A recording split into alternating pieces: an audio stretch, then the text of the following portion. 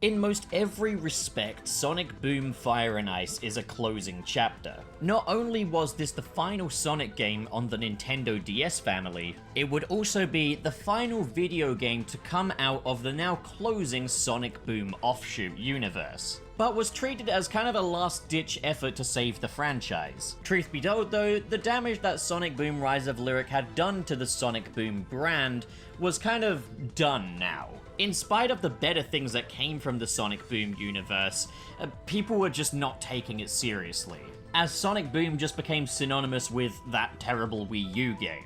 But Sanzaru Games, the developers of the previous Sonic Boom DS game Sonic Boom Shattered Crystal, came back for one last hurrah with this franchise, really giving it their all to ensure a quality experience, even going so far as to delay the game for quality reasons. A practice that's pretty unheard of when it comes to Sonic. So, did Sanzaru Games deliver a worthy send-off for the Sonic Boom brand, or did this one end with a whimper? That's what we're here to discover, but just before we go into that, I do want to say that none of the gameplay footage in this video is my own. It comes from YouTuber Cyberman65, so be sure to check out their playthroughs. And just a reminder, these videos are made possible by my supporters on this platform, so if you do want to support me, be sure to hit that big, beautiful subscribe button. And be sure to check out the Patreon link in the description below. Sonic Boom Fire and Ice very much builds on top of the same framework that Sonic Boom Shattered Crystal had, with very minor tweaks just to tighten things up a little bit. There's no longer a time limit on the Knuckles digging sections, and Sonic's mid-air dash now has a bit more momentum to it. We also get a new addition to the cast of playable characters in the form of Amy,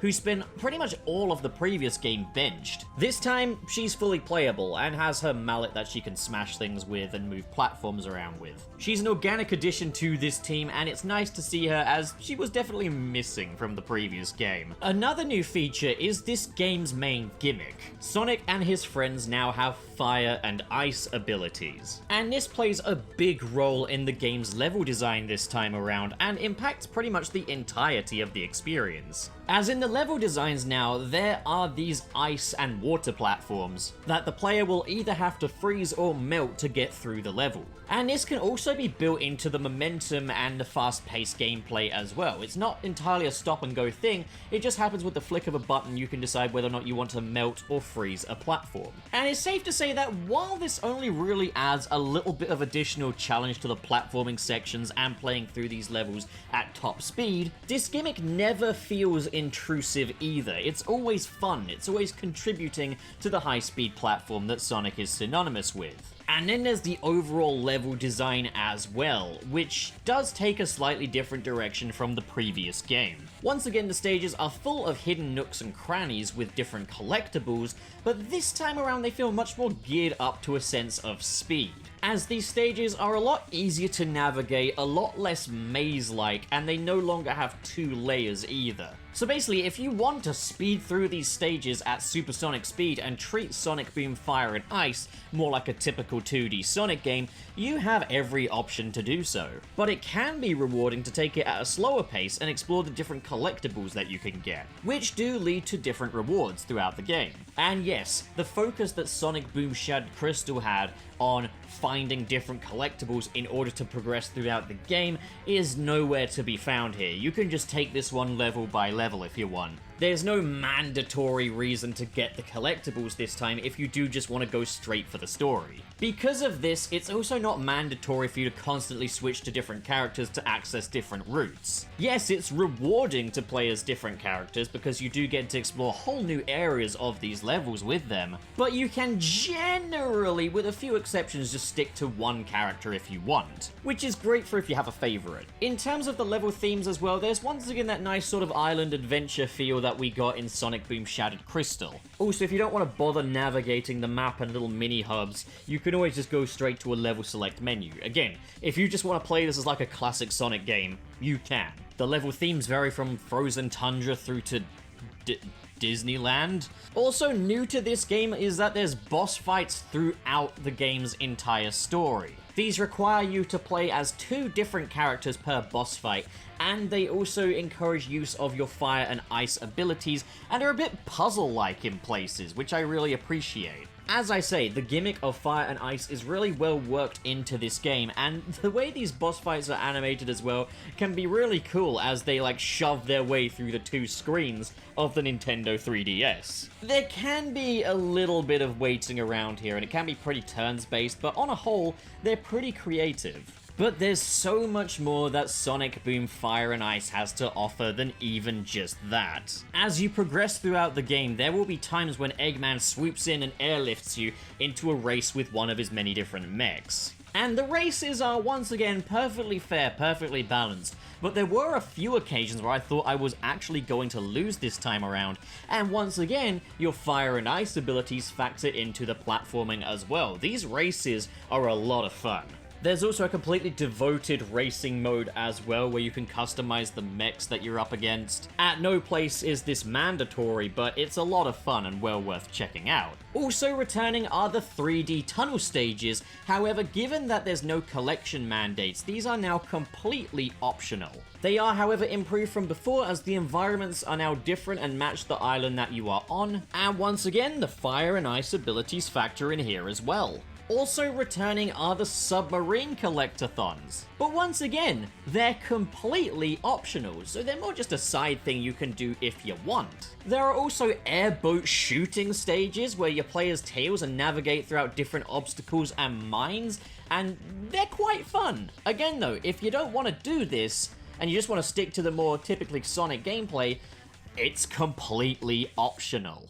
Also new to this game on top of all that are these little challenge gates within levels that you can find and do little platforming challenges within for rewards akin to Rayman Legends. So there is so much to explore and so much reward for exploring in this game that if you do just play it as a normal Sonic game, you're only really getting a small fraction of the experience. It's substantial enough. You're getting your money's worth if you just want to treat this as a normal Sonic game, but there is so much more for you to explore in this one. And that's what's so amazing about Sonic Boom Fire and Ice, is it doesn't force you to play it any one particular way. You can play it however you want to play it. The versatility of this title means that this game is yours to play as you choose. If you want just a normal Sonic game, that's completely here and ready for you to play, and it does it really well. But if you feel like exploring and trying new things, this is packed, absolutely packed with content. And it's also worth mentioning as well, I really liked the first game, Shattered Crystal. But this game takes away everything that didn't work about that game, everything in that game that restricted you, and expands upon all the great stuff that that game had to offer. In terms of presentation, graphically speaking, this is just as good as it was in Shattered Crystal. All of the character models are pretty much the same. But this time the cutscenes are handled a little differently. For starters, there's more of the CGI cutscenes this time around that feel like a Sonic Boom episode, but the in-game cutscenes are now proper cutscenes with animations as opposed to just being these little text box cutscenes that the previous game went for, all fully voiced as well. In terms of the soundtrack, I'm gonna straight up say there's good stuff here and it all feels very Sonic-y, but I can't really remember any of it. That's one downside, is the soundtrack is not that catchy this time. I'd definitely say Shattered Crystal was better on the soundtrack front. In terms of the story, it keeps things pretty simple as well. Dr. Eggman is mining for Ragnium, and this is causing fissures to open up around the world, having major effects on the weather and the climate. And it's up to Sonic and his friends to close the fissures, but Dr. Eggman's new little robot that he's rejected, Defect, is working against you.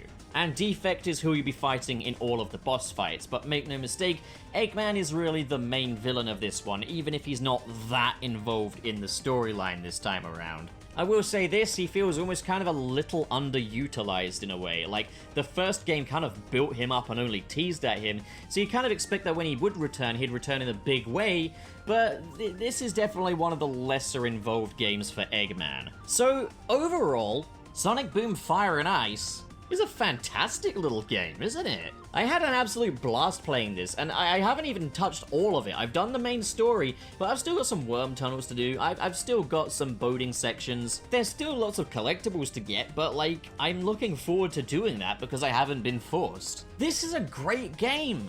And you know what, that makes me really sad. Looking back on Sonic Boom, this infamous little spin-off from the main Sonic series, you had the cartoon, which was great.